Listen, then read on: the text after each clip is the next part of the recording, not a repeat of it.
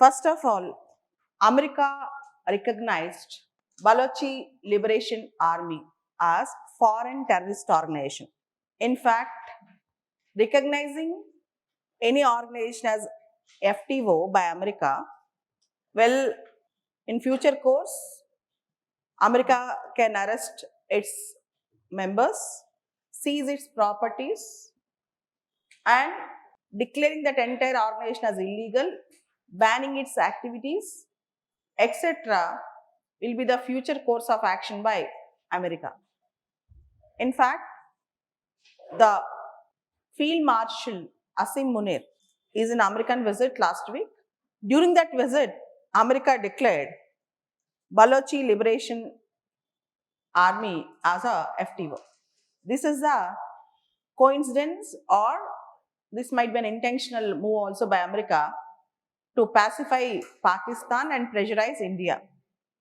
In fact, Balochi Liberation Army is fighting for the liberation of Balochistan from the clutches of Pakistan. Balochistan is a biggest province in Pakistan, which has a border with Afghanistan also. A mineral-rich province, but it failed to get its, in fact, it did not get its due share of resources and support from Pakistan. And the main contention of Balochistan or Balochi Liberation Army is to separate from Pakistan so that they can have their own development. In fact, India never spoke about Balochistan till 2017 or 18, but after Uri and the other attacks, our government also started speaking about Balochistan. In a way, India is informally not, India never encourages violence anywhere, but India has a support, India gives a support to Balochistan. Now, American tactics is to pressurize India by favoring Pakistan by declaring Balochistan as a foreign terrorist organization. This is the most important thing, development that is coming up in the international affairs. During the same, almost during his visit, Asim Munir also have given statements against India, saying that if India constructs any dam on Indus River, we'll send 10 missiles to blast them, blast the dams. And second thing, he also, it seems that informally, we are getting the news that he also spoke that if India does something against Pakistan, next target is Jamnagar Reliance Refinery. And next important thing, he also said that if Pakistan is a nuclear powered state, if at all any nuclear war comes, Pakistan will take away half of the world. Pakistan will take away half of the world. And a foreign power going to America, speaking about nuclear war, threatening nuclear destruction is something very, I have never heard in the news from the last 20 years about this such episodes, and why, I don't know why America is encouraging such rantings in America. So this is the episode that has happened in the last few days between Pakistan, America and India. The next important news, Trump's additional tariffs are going to come and affect from August 27th. And already some certain sectors in India are facing heat, particularly Surat cut diamonds and polished diamonds industry. As you all know, out of every 10 diamonds that are polished and cut diamonds, 8 were done in Surat. And more than almost 2-3 lakh workers might get affected. Already 1 lakh workers lost their jobs, and most of them are in the Saurashtra region who are working in cut diamond and polished diamond industry.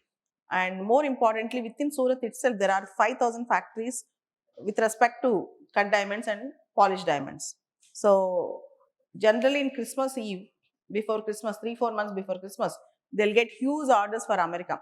And most of the cut and polished diamonds are exported to America in volume and value also. Topmost importer from India's cut diamonds and polished diamonds are to America. America is the topmost importer.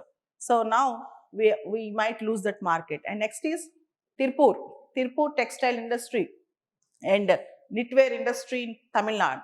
Tirupur, Coimbatore, that particular belt is getting affected with respect to the textiles, apparels and knitwear exports to America. And next is Andhra Pradesh seafood industry, particularly shrimp exports to America. They are the highest exports. if you consider in India, Andhra is top in seafood exports. And frozen shrimps, frozen prawns, America used to import from India. Now they'll become highly costly, so that's very difficult for us to export. And even auto parts industry, India's auto parts industry is getting affected.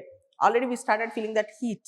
So this is the other important news that is coming up in India-America relations. So Donald Trump tariffs, and what are the industries now? They are facing the heat. And the next important thing that is coming up, central government initiated nomination of Chat Festival for UNESCO Intangible Heritage List. The central government has initiated the process to include Chat Mahaparv in UNESCO's Intangible Cultural Heritage List. The Ministry of Culture wrote a letter to the Secretary of Sangeet Natak Academy requesting him to nominate Chat Festival to UNESCO Cultural Heritage List. The festival honors Surya, the sun god, and Chati Maya, and it will be observed over 4 days through elaborate rituals symbolizing purification, gratitude, and unwavering devotion. The opening day, Nahai Kai, begins with Chat Vratis, that is, devotees, bathing in rivers or ponds for ritual purification. They then wear fresh clothes and prepare simple sattvic meal with pumpkin, gram pulse, and rice, seasoned only with rock salt. This offering, shared as prasad, represents purity, discipline, and spiritual reset. So, next 3 days, the Chat Vratis, they worship sun god. The festival is known for its intense 36 hours waterless fast. You all know intangible heritage. Intangible heritage is a heritage which can be felt, but which can be experienced. We cannot see them physically. For example, we can see Taj Mahal physically. It's a tangible heritage. Yoga is an intangible heritage. Kumbh Mela is an intangible heritage. Ramlin Sankirtanas are intangible heritage. So now Government of India is contemplating to send a dossier with respect to Chat Festival to nominate for UNESCO Intangible Heritage. Very important news. And you all know India, Britain have free trade agreement. India and Britain have free trade agreement.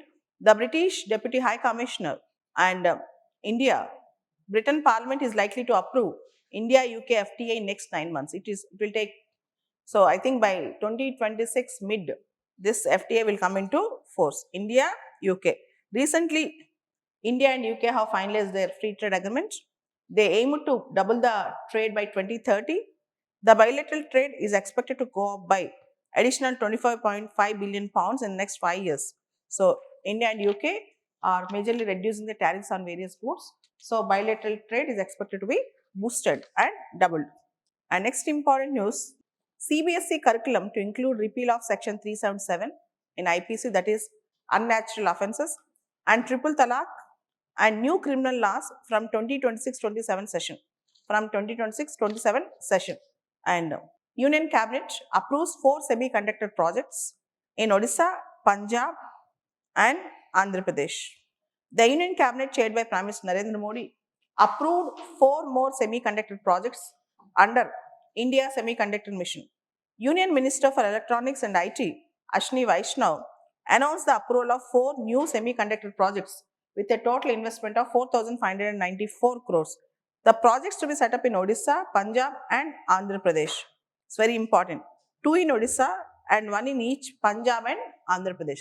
So Odisha, we have BJP government, and Andhra Pradesh, we have Alliance, and Punjab, so odd man out, Aam Aadmi Party government. Let's see how it's going to work out. And star mark topic even for this year mains, Parliament passes National Sports Bill. Sports governance in India is a very important topic even for essay, even for mains. The National Sports Governance Bill, it was passed by the Parliament, by both the houses, marking a historic first for India's sports administration that is now set to be regulated by a national board and has its own dispute resolution mechanism. The National Anti-Doping Bill, which reinforces NADA, National Anti-Doping Authority's autonomy as required by the World Anti-Doping Agency, was also passed by the Parliament. The National Anti-Doping Bill. The 2 bills now they are awaiting for presidential approval to be notified as laws or acts. So it's very important thing. And next important news that is coming up: Aadhaar, PAN card or voter ID does not make person an Indian citizen. Bombay High Court. Aadhaar, PAN card, voter ID does not make a person Indian citizen. In a significant order, the Bombay High Court has observed that a person does not become citizen of India by merely possessing documents like Aadhaar, PAN card or voter ID, but fulfillment of the provisions of Citizenship Act 1955. The observations were made by Bombay High Court, who rejected the bail plea of a person allegedly from Bangladesh who has entered into India illegally around 2013 and settled in Mumbai. According to the police investigation, the person have Aadhaar card, PAN card and voter ID card. The person have Aadhaar card, PAN card and voter ID card. And the other interesting news, Supreme Court of India and also even the Rajasthan High Court, they all are very angry about stray dogs in India.